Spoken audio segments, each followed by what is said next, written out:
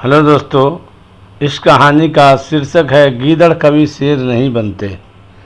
नेपाल के घने जंगलों में जंगल का राजा शेर और उसकी पत्नी शेरनी रहते थे। दोनों पति पत्नी एक लंबे समय तक संतान की इच्छा करते रहे। भगवान ने एक दिन उनकी सुन ली। शेरनी ने 2 बच्चों को जन्म दिया और दोनों ही सफ़ेद रंग के थे। इन दोनों को देखकर जंगल के सारे जानवर भी बहुत खुश थे। शेर भले ही मांसाहारी जानवर था, मगर वह अपने जंगल के किसी भी जानवर को कभी तंग नहीं करता था। एक प्रकार से राजा और प्रजा का रिश्ता पूरी तरह से निभ रहा था। जब भी उसे शिकार करना होता तो दूसरे जंगल में जाकर शिकार करता था। यही कारण था कि उस जंगल के सारे जानवर ही उस शेर से बहुत खुश थे और उसके दोनों बच्चों को भी बहुत प्यार करते थे। एक बार शेर और उसकी पत्नी जंगल में घूमते फिर रहे थे कि उन्हें एक गीदड़ का बच्चा मिला।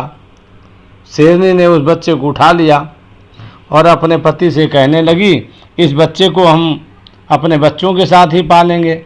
शेर ने हंसकर कहा, यदि तुम्हारी यही इच्छा है तो मुझे इसमें क्या आपत्ति हो सकती। चलो इसे भी ले चलो, हम समझेंगे हमारे 2 नहीं 3 बच्चे हैं और तीनों ही एक साथ पलेंगे। दोनों उस बच्चे को अपने घर ले आए। उस दिन से ये तीनों बच्चे एक साथ पलने लगे। तीनों को देखकर ये पति पत्नी बहुत खुश थे। बच्चे बड़े होने लगे। एक बार उस जंगल में एक हाथी घूमता हुआ आ निकला और तीनों बच्चे उस समय अकेले खेल रहे थे। जैसे ही उन्होंने हाथी को अपनी ओर आते देखा तो शेर के बच्चों ने आगे बढ़कर हाथी पर हमला कर दिया। मगर गीदड़ पुत्र शेर के बच्चे ने उनसे कहा, अरे भाई, ये तो तुम्हारा दुश्मन है, तुम ये क्या कर रहे हो? ये तुम्हें जान से मार डालेगा।